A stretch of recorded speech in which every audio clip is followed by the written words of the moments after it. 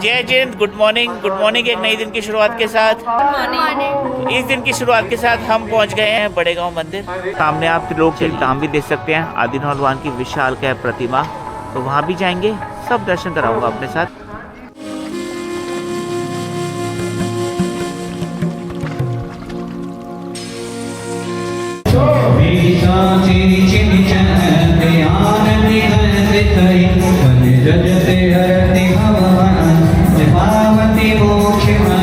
सामने आप मूल नायक पार्श्वनाथ भगवान की प्रतिमा के दर्शन कर सकते हैं। ये वही चमत्कारी प्रतिमा है जो कुएं से निकली थी 1922 में। आप सामने विमलनाथ भगवान के दर्शन कर सकते हैं।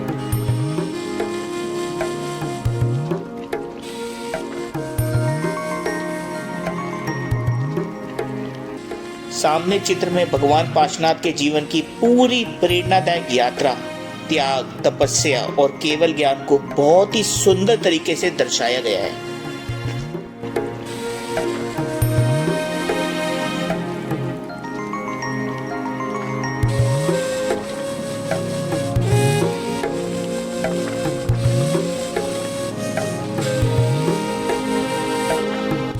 सामने आप आदिनाथ भगवान की बहुत ही प्राचीन प्रतिमा देख सकते हैं।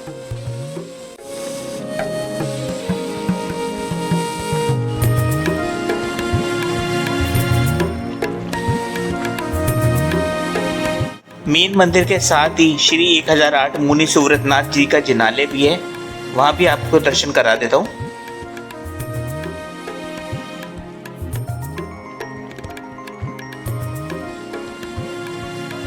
बोलो चंद्रभू भगवान की जय।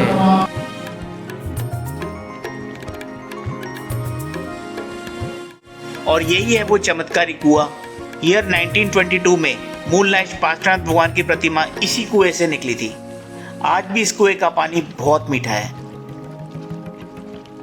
मीठा पानी है, बहुत ही मीठा पानी है। कुएं का पानी है जिस कुएं से भगवान की प्रतिमा निकली थी।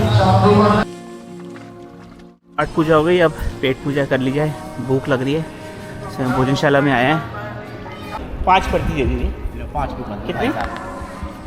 350 रुपये दे दो जी।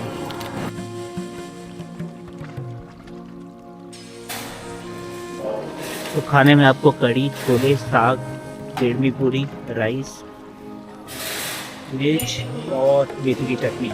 70 रुपीज़ की थाली है। और मंदिर के बैक में भोजनालय, आप यहाँ आ सकते हैं। टाइमिंग मैं आपको बता देता हूँ। कुछ लाइन्स यहाँ पे लिखे हैं, बहुत अच्छी सोचा आपके साथ शेयर कर दूँ। क्रोध के क्षणों में ना भोजन बनाए, ना भोजन परोसे, अन्न स्वयं भोजन करे। सामने लिखा है कम खाना नम जाना, यही सुखी जीवन का रहस्य है।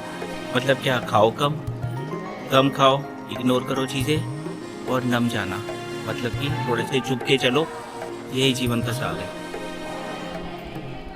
ये वाली भी अच्छी है। किसी भी व्यक्ति को सीधा साधा नहीं होना चाहिए, सीधे वृक्ष और व्यक्ति पहले काटे जाते हैं। इसका मतलब है तेज रहो पर बुद्धू मत रहो, तुम्हें बेवकूफ़ बना दिया जाएगा सबसे पहले। तो फ्रंट साइड दिखा देता हूँ आपको मंदिर की।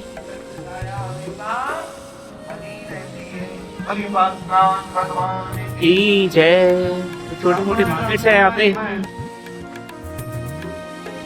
अगर आपको बाहर खाना है तो आप यहाँ भी खा सकते हैं।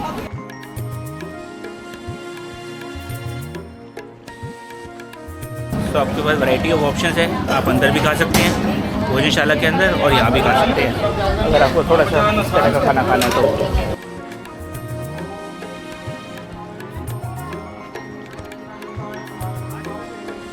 यहाँ पे आपको local fresh fruits and vegetables भी मिल जाएंगी, काफी रीजनेबल रेट पे।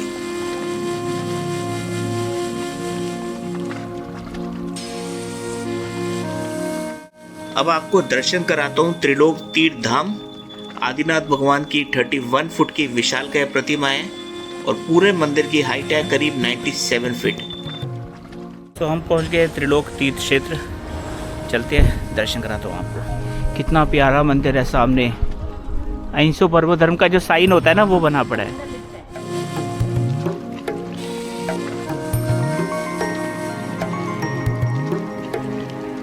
क्या शानदार मंदिर लग रहा है। और लिफ्ट फैसिलिटी है यहाँ पे। बच्चों का यहाँ पे कुछ अम्यूजमेंट पार्क भी बना रखा है इन्होंने। तो पहले मूल नायक 1008 पांचनाथ भगवान की प्रतिमा जो ग्राउंड फ्लोर पे है, यहाँ पे सामने आप देख सकते हैं, दर्शन कर लेते हैं।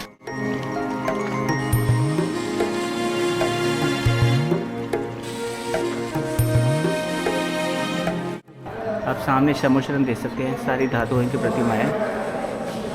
15 फ्लोर है और 15 फ्लोर पे आदिनाथ की प्रतिमा है। अंदर भाई साहब बता रहे थे कि क्या क्या है हर फ्लोर पे, तो कोशिश करते हैं कि सबसे ऊपर जाते हैं लिफ्ट से और धीरे धीरे नीचे आते हैं, क्योंकि उतरना आसान है, चढ़ना मुश्किल है। यहाँ से आपको टोकन प्राप्त करना पड़ेगा लिफ्ट के लिए। तो नंदीश्वर दीप है ग्राउंड फ्लोर पे और यहाँ से स्टेयर्स है। अगर आपको ऊपर चढ़ के जाना है 15 फ्लोर्स, एडवाइजेबल है पानी वानी लेकर जाएं अगर आप सीढ़ियों से चढ़ रहे हैं तो।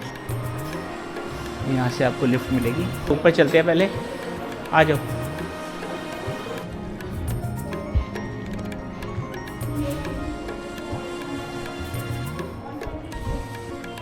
तो 14 फ्लोर तक आप लिफ्ट से जा सकते हैं और उसके बाद आप ऊपर आएंगे और ये आदिनाथ भगवान की विशालकाय प्रतिमा एक तरह से उसके नीचे हैं।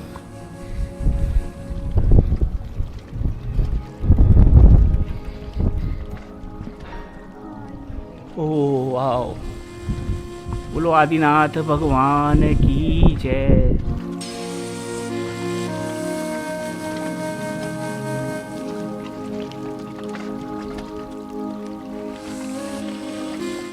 थर्टी 31 फुट की प्रतिमा और 2015 में बनी थी ये। मौका मिला तो ड्रोन भी उड़ाऊंगा नीचे से और आदिनाथ भगवान की विशालकाय प्रतिमा दिखाऊंगा आपको, ड्रोन व्यू। आपको यहाँ से मंदिर दिखाता हूँ कई सारे।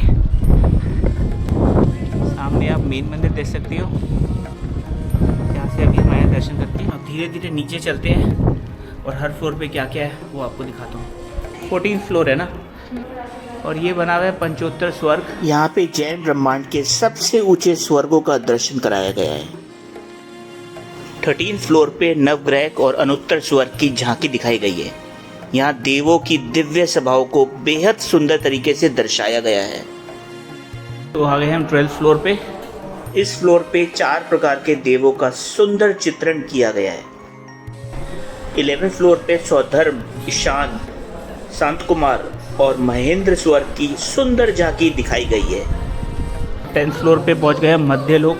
जैन धर्म के अनुसार मध्य लोक वही भाग है जहाँ मनुष्य, पशु पक्षी और अन्य जीव रहते हैं और यहीं से मोक्ष की प्राप्ति संभव मानी जाती है। तो 9 फ्लोर पे है खर भाग, पंख भाग।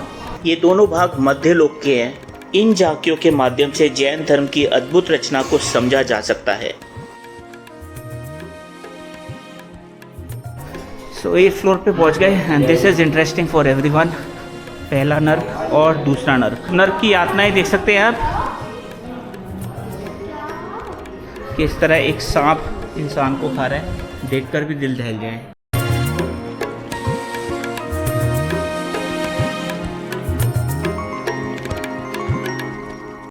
जो इंसान शराब पीता है, धूम्रपान करता है, नशा करता है और मांस खाता है, वो पहले नरक में आता है। इस नरक में इतनी दुर्गंध होती है कि जीव भी यहाँ पे मर जाता है। और दूसरे नरक में क्या होता है? मनुष्य के नरक जाने के कारण है परनिंदा, झूठ, चोरी, धोखेबाजी, पाप और क्रोध करने से इस नरक का वन होता है। और कहा जाता है कि इस नरक में जब पहुंच जाता है इंसान तो उसकी भूख कभी शांत नहीं होती, प्यास भी शांत नहीं होती। वो समुद्र का कितना भी पानी पी ले फिर भी उसकी भूख प्यास शांत नहीं होती। सो यहाँ पे आपको दिखेगा तीसरा नरक और चौथा नरक। तीसरे नरक का कारण है स्त्री को छोड़ देना, धोखा देना, उसकी रिस्पेक्ट नहीं करना। इस नरक में उल्टा लटकाकर आग में जलाते हैं और भयंकर सिंह और सियार द्वारा जिंदा शरीर को खाया जाता है। चौथे नरक में लटकाकर भाले द्वारा मारा जाता है, पत्थर से कुचला जाता है और शरीर को उल्टा करके चीर दिया जाता है। किसी के साथ रेप करना, आत्महत्या करना, ये सब चौथा नरक का कारण बनता है। और सबसे गंदी यातना है कि इस नरक में जीव के शरीर का मांस काटकर उसे ही खिलाया जाता है। तो आ गए हम 5वें और 6ठे नरक में।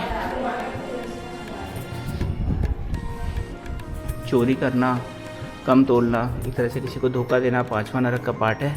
और 6ठा नरक है किसी को पीटना, जहर देना, अग्नि में जलाना। इस नरक में लोहे के खंभे में पिरोकर यातनाएं देते हैं। तो ये आ गया 7वां नरक। किसी की हत्या करना 7वां नरक का पार्ट बनता है। इस नरक में गर्म कढ़ाई में खौलते हुए तेल में जिंदा जलाया जाता है, गर्दन काटी जाती है, पैर काटा जाता है, पेट काटा जाता है। इस तरह की यातनाएं दी जाती है। यहाँ पर आप आचार्य श्री सन्मति सागर जी महाराज को दर्शन कर सकते हैं। सो पूरी जीवनी है ये सन्मति सागर महाराज जी की, कैसे वो बॉर्न हुए थे, कैसे अपनी मदर के साथ थे बचपन के टाइम पे, उनके फादर उनको पढ़ा रहे हैं और ये उनका ब्रह्मचार्य जीवन और ये दीक्षा लेते हुए। इस फ्लोर पे आप समोशरण देख सकते हैं, बहुत प्यारा बनाया हुआ है। यहाँ पे 24 भगवान के भी आप दर्शन कर सकते हैं। होप करता हूँ अपने त्रिलोक तीर्थ के मेरे साथ अच्छी तरह से दर्शन करे होंगे। नरक वाले हिस्से को भी अच्छी तरह से देखा होगा, क्या क्या पनिशमेंट्स मिलती हैं अगर आप गलत काम करते हो तो।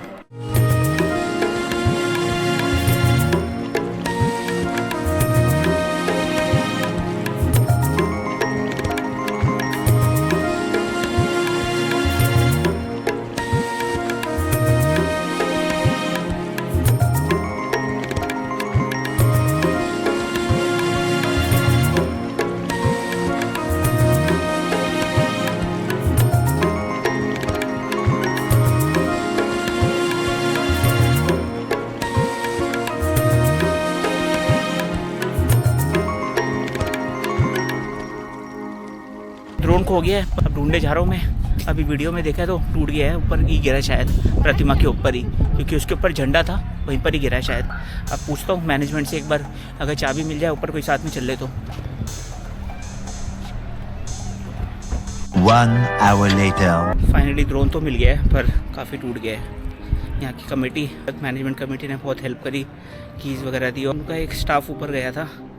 अब ड्रोन तो पूरा टूट गया है, मेरा तो दिखाने का मन भी नहीं है आपको, ठीक ठाक कराऊंगा। शुरू में तो काफ़ी टेंशन हुई, तो फाइनली आदिनाथ भगवान की वजह से वो मिल भी गया। थोड़ा रिपेयर करवाना पड़ेगा चांदनी चौक में जाके। अब चलते हैं वापस बैक टू घर, करीब 1.5 घंटा लगेगा। होप करता हूँ ये ब्लॉग आपको अच्छा लगा होगा। काफ़ी एडवेंचरस ब्लॉग था, एंडिंग काफ़ी एडवेंचरस हुई इस ब्लॉग की। और आप आइए यहाँ पे बड़े गांव तीर्थ में, लोग बहुत अच्छे हैं, स्टाफ बहुत अच्छे हैं, सब कुछ बहुत अच्छा है यहाँ पे। अगर आप चैनल पे नए हैं तो प्लीज़ सब्सक्राइब जरूर करना और वीडियोस को लाइक शेयर कमेंट जरूर करना। अब मिलता हूँ मैं आपको नई जगह एक नए दिन के साथ, तब तक अपना ध्यान रखिए। Good bye and take care.